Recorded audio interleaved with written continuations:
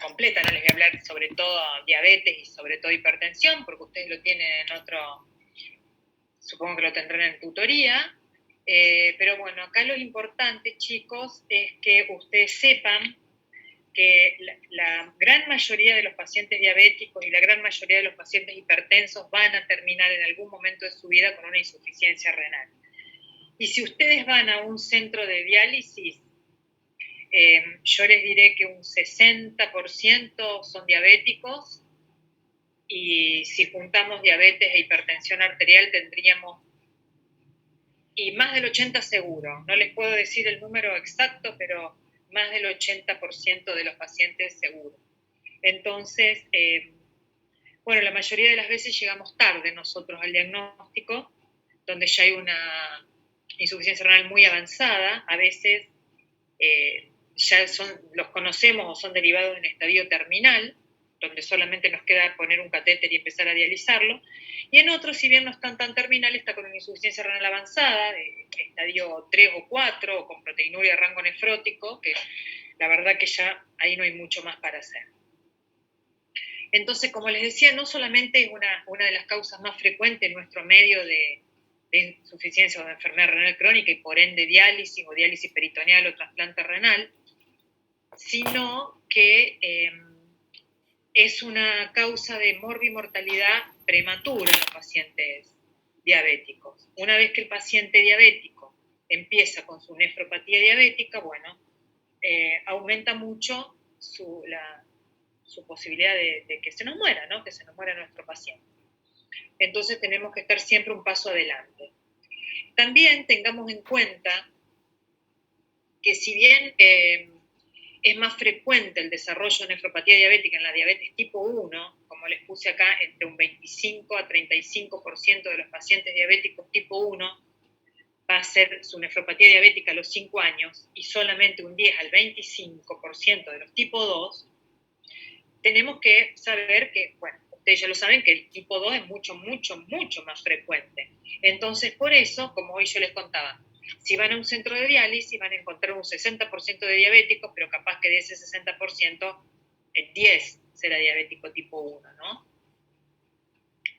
Así que si bien es más frecuente el desarrollo de nefropatía diabética en la diabetes tipo 1, si tomamos la población de nefropatía diabética va a ser mayor de diabéticos tipo 2. Acá son unas pequeñas diferencias de cómo se manifiestan. La nefropatía por lo general asociado a la hipertensión arterial, ¿no? Bueno, siempre en la diabetes lo primero que vamos a tener es el hiperfiltrado, ¿no? Entonces ese hiperfiltrado nos va a dar un aumento de la excreción de proteínas en la orina, nos va a dar la microalbuminuria. Por eso yo siempre les digo a ustedes, aunque vean creatininas normales en el laboratorio, calcúlenle un filtrado glomerular. Recuerden que lo normal es de 80 a 120, si tenemos 130, 140, no nos quedemos tranquilos. Hay que decir que esos riñones están hiperfiltrando. Entonces nosotros tenemos que actuar, porque la hiperfiltración es el primer paso a la microalbuminuria, ¿no? Entonces, primero vamos a encontrar hiperfiltrado. Por lo general se habla entre 5 o 10 años, bueno, pero eso ustedes saben que nada es matemático acá, ¿no?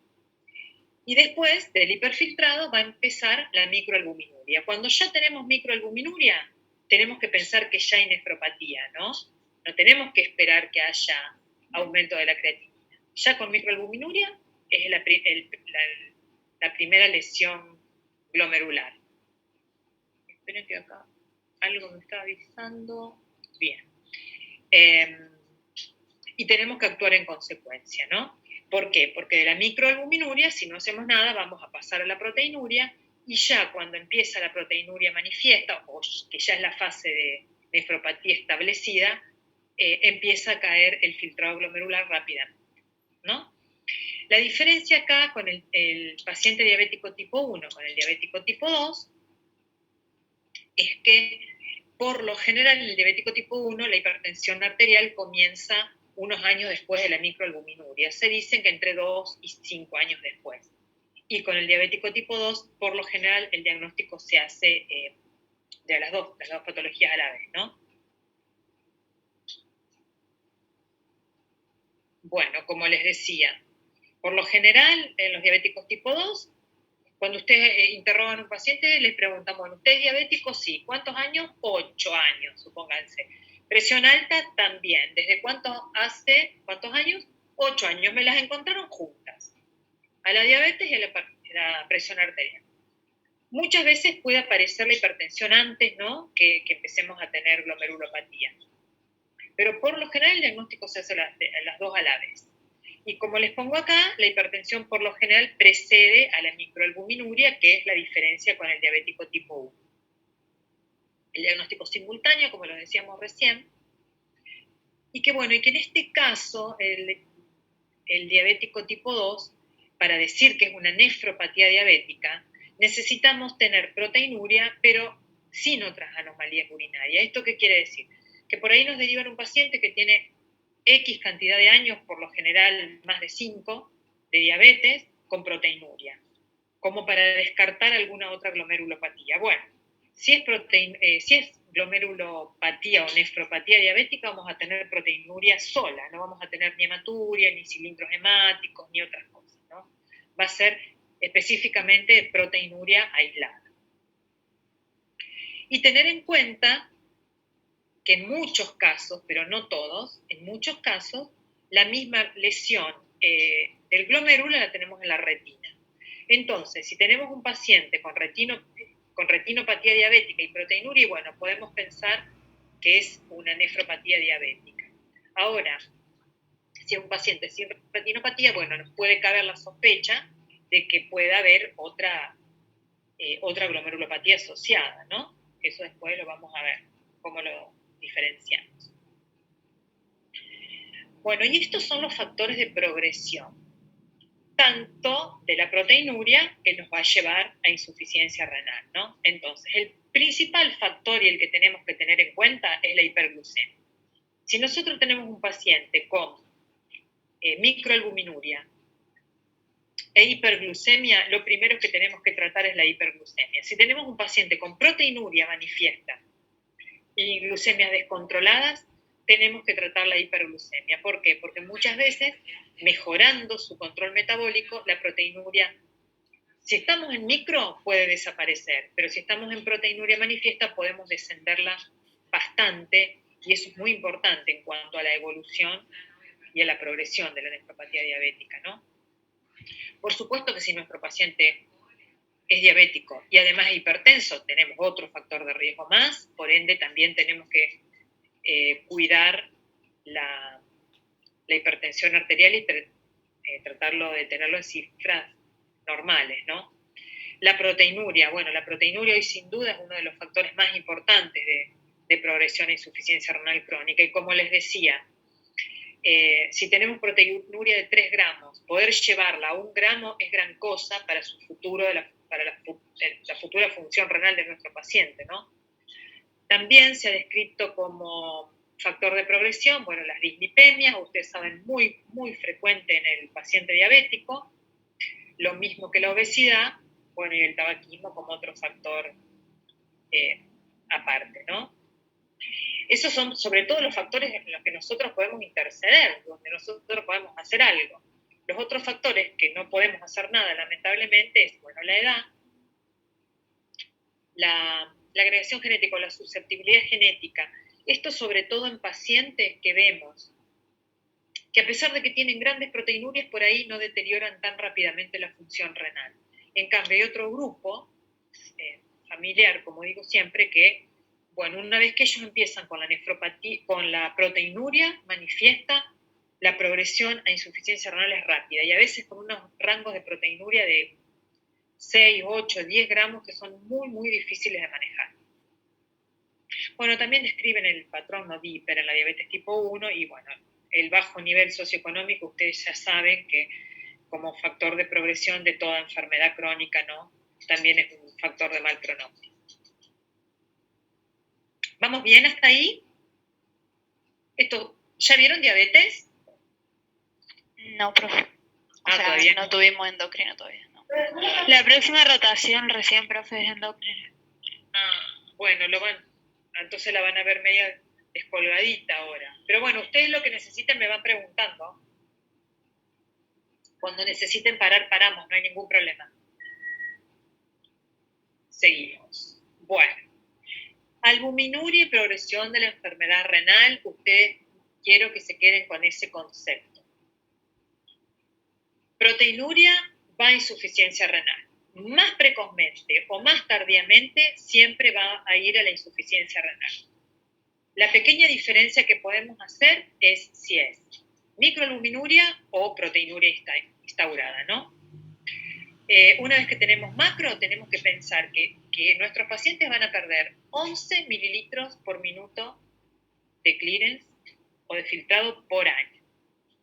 Que si nosotros tenemos un diabético mal controlado, con hiperglucemias permanentes y demás, puede llegar a 20. O sea que usted imagínese que ustedes diagnostican un paciente con 60 mililitros minuto, ¿no? Si no lo controlamos, en 4 o 5 años lo podemos tener en diálisis, una vez que se instaura la proteinuria.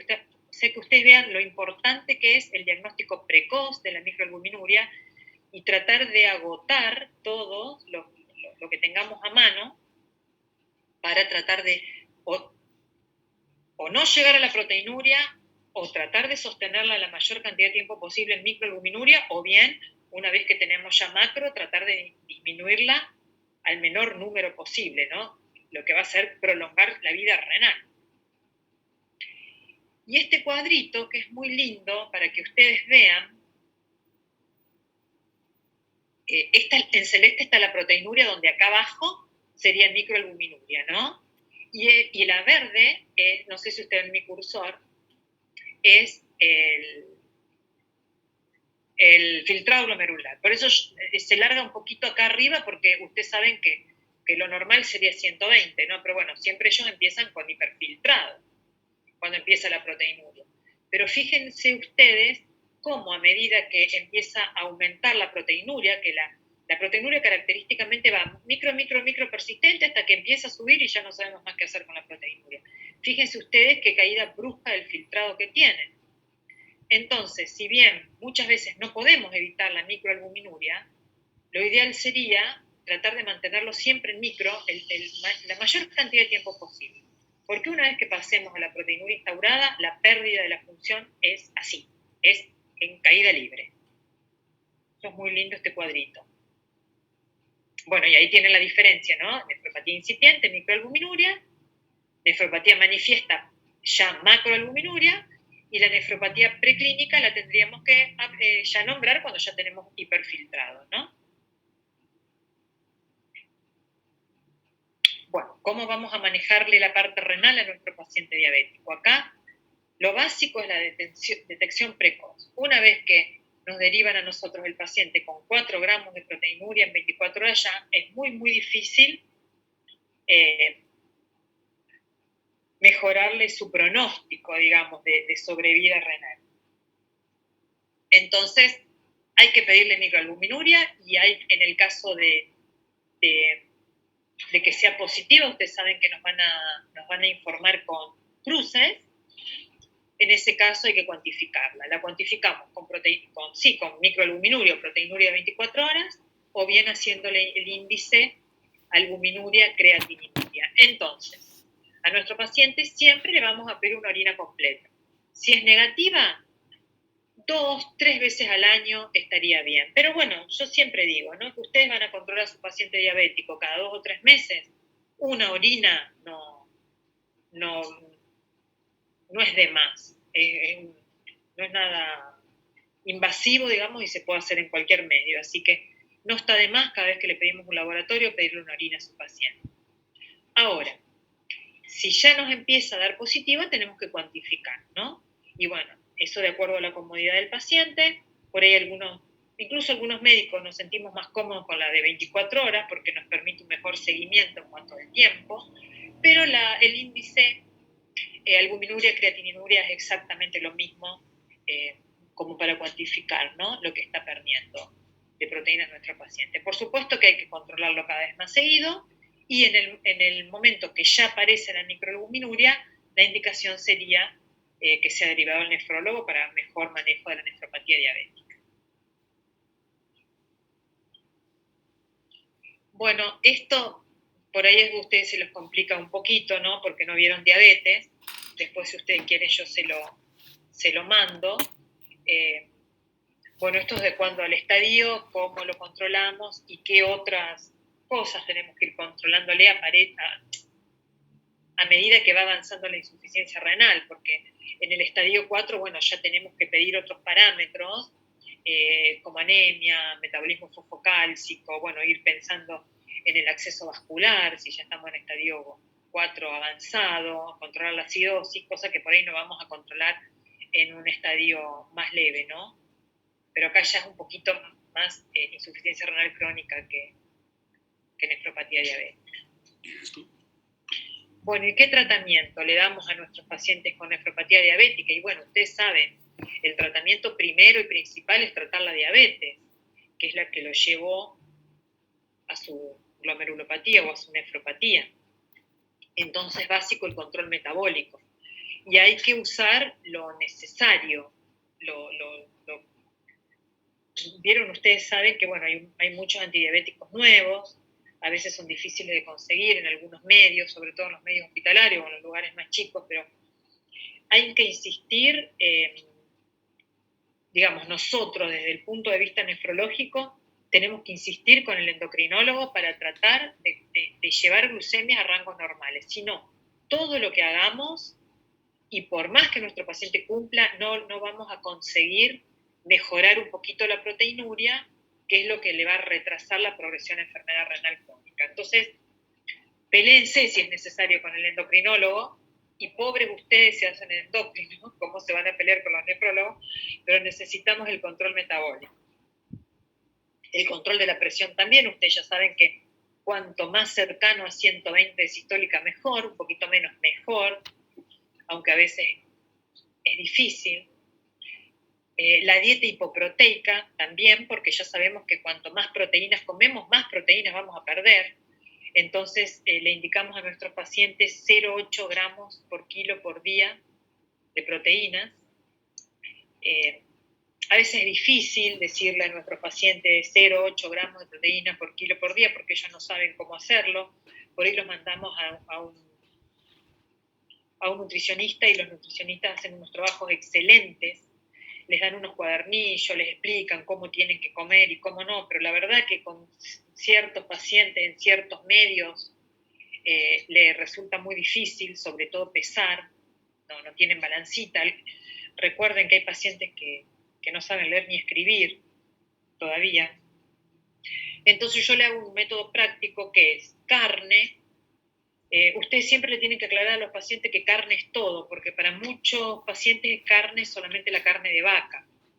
Entonces por ahí no comen carne de vaca, la comen cada 15 días, pero comen pollo todos los días y es carne. Entonces ustedes le tienen que aclarar que carne es todo, carne es pollo, vaca, pescado, cerdo. Yo, para hacérselo más práctico, le digo el tamaño de la palma de la mano, tiene que ser el tamaño de la porción de carne que van a comer, 3 veces por semana y 1 vez por día. Esa es la parte práctica, que coman lunes, miércoles y viernes carne, y si almuerzan carne, que no cenen carne. Para mí es el modo más práctico para que ellos se les grabe en su cabeza y sepan que no pueden comer carne todos los días. En el diabético no es fácil darles de comer, porque hay que sacarle las pastas, hay que sacarle los panes, los hidratos de carbono, bueno, le sacamos las proteínas. Por ahí si tiene una insuficiencia renal más avanzada con hiperfosfatemia, le sacamos los lácteos, así que esa pobre gente hace también lo que puede, ¿no? Y recuerden que en medio... La hiperpotasemia le tenés que sacar la fruta, ¿no? Claro, si están hiperpotasémicos le tenés que sacar los cítricos. Viste, pobre gente de última dice, no, mira, poneme en diálisis porque estoy harto de no comer nada. Es así. Recuerden también que en determinados medios, y como estamos en este país, mucha gente come lo que puede. Y también se dificulta mucho el control de la diabetes porque tienen mucha alimentación basada en harinas, ¿no? En pastas y en harina. Ellos consiguen harina y se hacen los fideos, se hacen el pan o se hacen lo que pueden, ¿no? Así que también a veces exigimos un montón, pero no tenemos que perder de vista que la gente come lo que puede, no lo que nosotros le vamos a dar, ¿no? Bueno, con todo esto también hay que agregarle los antiproteinúricos. Yo particularmente empiezo con el enalapril, porque el enalapril es muy fácil de conseguir, lo podemos conseguir en todos los hospitales, en todos los dispensarios, y si en un momento el paciente no lo puede conseguir y lo tiene que ir a comprar, y puede comprar un blister y es barato, es algo que está al alcance de todos. Ahora bien, si con los IECA no nos alcanza o tiene algún adverso como la tos, que es muy molesta, les damos los ARA, le damos los sartán. Siempre vamos al de primera línea, digamos, al primero, porque es el más fácil de conseguir. Los IECA no necesitamos usar 10 miligramos de enalapril como antiproteinúrico. Tengan en cuenta los pacientes que son normohipotensos. Podemos empezar con 5 miligramos y hasta 2,5, que también es efectivo. Y hay pacientes que le podemos dar 5 miligramos en invierno, pero por ahí en verano les baja mucho la presión, así que le tenemos que bajar a 2,5. Y si no, bueno, los sartán es la opción. Es más difícil de conseguir que en los periféricos, digamos, que el enalapril. Bueno, y por supuesto después tenemos que ir controlándole todo lo demás, que digamos, ayuda a que progrese a la insuficiencia renal, ¿no? Como la hiperlipemia, bueno, si se fuman hay que pedirles que dejen de fumar, si son obesos que bajen de peso, aumentarle la actividad física, todos ustedes ya lo saben, pero ahora bien, si no solamente tenemos proteinuria o nefropatía diabética, sino ya tenemos hipertensión arterial, bueno, hay que empezar a controlar todo lo demás que se nos empieza a descontrolar a medida que avanza la enfermedad renal crónica. Pero lo primero son los hipoglucemiantes orales. Deberíamos dar hipoglucemiantes orales ya hasta 60, digamos, entre 40 y 60 de filtrado tenemos que ser muy, muy, muy cuidadosos, y menos de 40 deberíamos suspenderlos y pasar a insulina, ¿no? Bueno, y a medida que va avanzando la enfermedad renal, tenemos que controlar mucho el potasio, sobre todo si está con IECA. Por lo general, los pacientes, si siguen orinando, es poco probable que aumenten el potasio, pero sí hay que tener especial cuidado si le vamos a dar enalapril, sobre todo al inicio, porque puede aumentar un poquitito, como también puede pasar que baje un poquito el filtrado, o sea, vamos a ver que aumenta un poquito la creatinina. Si el aumento no es tan importante y lo podemos controlar, podemos esperar un poco. Lo que pasa habitualmente es que la creatinina aumenta un poquito, se estabiliza y después empieza a bajar a los valores basales. Ahí lo dejamos. Ahora, si el potasio aumenta y no lo podemos controlar, y bueno, no, ahí lo tenemos que suspender o disminuir la dosis del enalapril. También en estos casos tenemos que controlar un poquito la nefropatía isquémica que por ahí predisponen los IECA, sobre todo en pacientes más añosos, con muchos años de diabetes, y bueno, que tienen un componente vascular. Y también especial cuidado cuando los pacientes tengan algún estudio con los nefrotóxicos, ¿no? Sobre todo, bueno, antibióticos y demás, si lo vamos a manejar, pero cuando le vamos a pedir un estudio, mucho cuidado con los contrastes, porque el paciente diabético con nefropatía diabética hacen insuficiencia renal aguda muy frecuentemente con medio de contraste. ¿Vamos bien hasta ahí? ¿Todo claro? Sí, profe. Recuerden el uso de los hipoglucemiantes orales con filtrados menores de 40 mililitros no deberían recibirlos. No deberían, hay que sacarlos. Y entre 40 y 60 con mucho cuidado, muchos controles. Eso es muy importante. Bueno, ahora pasando a la hipertensión arterial.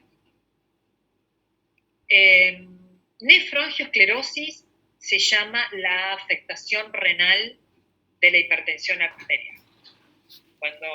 Nosotros, por lo general, los pacientes no lo biopsiamos, pero eso es lo que nos va a informar el patólogo si le llegamos a hacer una biopsia. Esto, por supuesto, va a ir progresando a esclerosis, la nefroangiosclerosis, va a ir progresando a esclerosis con el paso de los años y a fibrosis intersticial. Y ahí es cuando la enfermedad, o mejor dicho, la insuficiencia renal va a ir avanzando y nos va a llegar a un grado de enfermedad renal terminal, ¿no? Por necesidad de hemodiálisis también.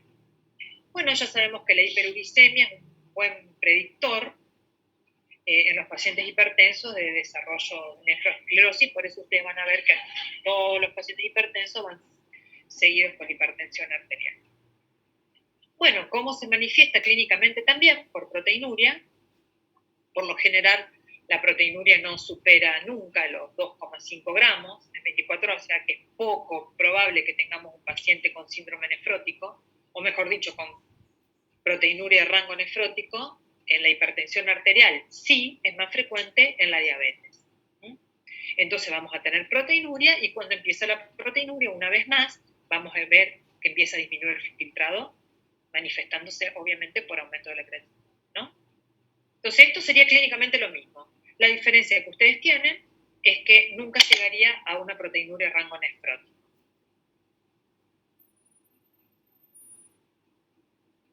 Porque ya pasó hipertensión secundaria. Bueno, cuando tenemos,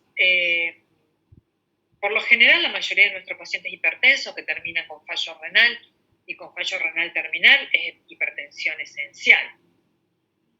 Ahora nosotros como nefrólogos también tenemos que pensar a veces en la hipertensión secundaria. Ustedes recuerden que de la hipertensión secundaria, que ustedes ven acá las causas más frecuentes, siempre mayormente es de origen renal, ¿no?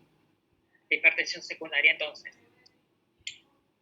la de origen renal, la hipertensión secundaria de origen renal, lo más frecuentemente es la hipertensión renovascular o una enfermedad renal parenquimatosa que secundariamente nos lleva a hipertensión arterial. Y de las causas endócrinas, esto ustedes seguramente, ¿vieron hipertensión? ¿Ya o no?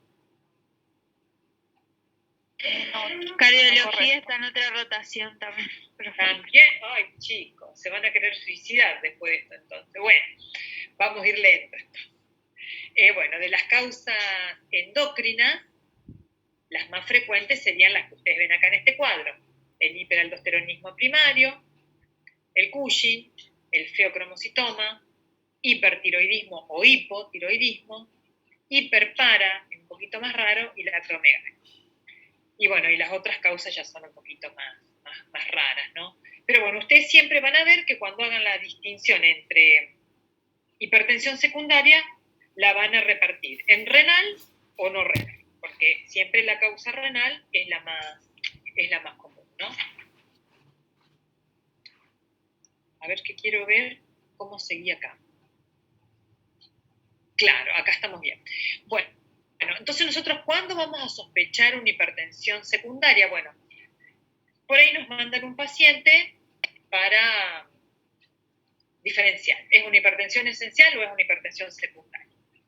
Bueno, nosotros siempre tenemos que pensar que un paciente añoso es poco probable que tenga una hipertensión secundaria, aunque podría ser, pero ven, la hipertensión vasculorenal, que es la que me voy a limitar yo, por lo general puede ser, las causas más comunes son por aterosclerosis o por fibrodisplasia íntima, de la íntima de la arteria renal. ¿Cómo sería el mecanismo? Bueno, disminuye el calibre de las arterias renales, eso va a disminuir el flujo sanguíneo renal, eso nos va a llevar a una disminución de la presión de perfusión renal. Ahí, por mecanismos endocrinos, va a aumentar la síntesis de renina, y ahí empieza todo el lío endocrinológico, que no se lo voy a complicar ahora, ¿no? Pero bueno, esa sería la causa, pero lo primario sería la disminución del calibre de la arteria, ¿no? Que en los pacientes más añosos es por aterosclerosis y en los más jóvenes por fibrodisplasia de la íntima, lo más frecuente. Entonces nosotros, ¿cuándo vamos a sospechar que un paciente tiene hipertensión secundaria? Una vasculorenal. Sobre todo cuando tenemos una hipertensión de inicio brusco. Si es menores de 35 años o mayores de 60, sobre todo en hombres mayores de 60 o menores de 35, pacientes jóvenes. Cuando enseguida tenemos marcada repercusión visceral, ustedes saben que la hipertensión esencial va lentamente afectando corazón, riñón, retina. En cambio, cuando en corto plazo tenemos ya una importante repercusión visceral. Cuando no responde bien al tratamiento y tenemos que usar 3 o 4 drogas para tratar de llegar a valores normales. Cuando hay, bueno, ya les dije, marcada repercusión visceral, pero sobre todo cuando en un paciente añoso tenemos signos de aterosclerosis en otros territorios vasculares. Cuando hace insuficiencia renal, sobre todo con IECA. Cuando vemos que no podemos manejar la presión, le ponemos varias drogas, ponemos IECA y empieza a aumentar rápidamente la creatinina, ahí tenemos que pensar en básculo renal. Si no, las otras causas por lo general, y la mayoría son hipertensión primaria, ¿no? ¿Se entendió? ¿Sí? ¿Vamos bien? Sí, profe. Bien. Bueno, mira, acá me adelanté. Entonces repasamos. Sospechamos la renovascular, comienzo brusco, como les decía, más jóvenes o más viejos, cuando hay mucha repercusión visceral, cuando no responde al tratamiento. Ustedes van a ver que son pacientes que tienen 4 o 5 drogas a veces, y ni así los llegamos a tener normotensos. A ver si me olvidé alguna. Aterosclerosis en otros territorios, bueno, nefropatía isquémica con insuficiencia renal, como les decía, deterioro con IECA. Ahí está, eso me olvidé, miren. En la ecografía, le pedimos una ecografía renal y encontramos un riñón atrófico o asimetría del tamaño renal, sin otra causa, por supuesto, o en la auscultación encontramos un soplo abdominal. Con eso ya tenemos que sospechar. Esto yo no se los quiero complicar mucho, porque el diagnóstico, cuando sospechamos básculo renal, vamos a volver acá, cuando sospechamos básculo renal, sobre todo porque tenemos varios de estos signos que vimos anterior y sobre todo a nosotros nos llama mucho la atención la asimetría renal, pero a veces hemos mandado al hemodinamista a pacientes que no tienen asimetría renal, pero o que son muy jóvenes o que nos cuesta mucho controlarle su presión. Le podríamos hacer como primer tratamiento, como primer diagnóstico o método diagnóstico un ecodoppler de arterias renales, que es no es invasivo, no me salió la palabra, no es invasivo y nos puede dar mucha información. Pero muchas veces elegimos mandarlo al hemodinamista cuando tenemos altas sospechas porque se hace diagnóstico y tratamiento en el mismo acto, ¿no? Entonces el hemodinamista le hace una arteriografía y si encuentra la estenosis de la arteria renal, ahí pone o hace una dilatación con balón o pone un stent, de acuerdo a lo que le parezca y al sitio donde esté la estenosis, ¿no? Y ya le resolvemos el problema al paciente. Porque por ahí le mandamos a hacer un ecodoppler, el ecodoppler no es tan diagnóstico como lo que esperábamos, entonces o pedimos un angioTAC, que es muy bueno un angioTAC, pero no lo podemos resolver. Entonces, miren, en mi caso, yo hablo con el hemodinamista y lo resolvemos en una tarde, sobre todo si es un paciente joven que ya tiene alteración de la creatinina, que ya tiene insuficiencia renal y que tiene esas hipertensiones severas que no se las podemos manejar y andan por la vida entre 180 y 200 decitónicos, ¿no? Entonces yo en esos casos más serios lo hablo con el dinamista y el hemodinamista y lo resolvemos en el mismo día por ahí, ¿no? O al día siguiente si necesitamos un stent. Pero para elección, la arterio, la angioTAC, la resonancia magnética también podemos pedir.